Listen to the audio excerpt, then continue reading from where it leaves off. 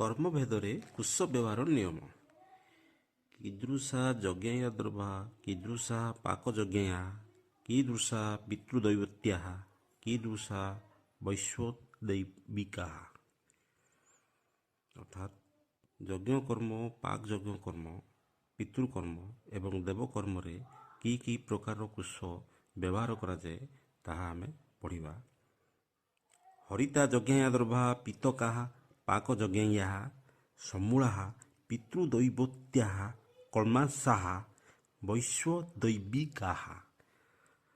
ଅର୍ଥାତ୍ ଯେଉଁ ହୋମରେ ଚରୁ ପ୍ରଭୃତି ପାକ ହୁଏ ତାହାକୁ ଆମେ ପାକଯଜ୍ଞ କହିଥାଉ।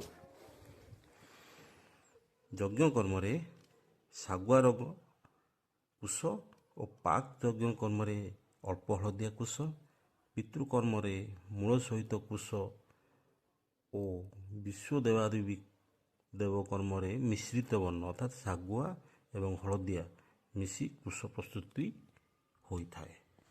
ଧନ୍ୟବାଦ।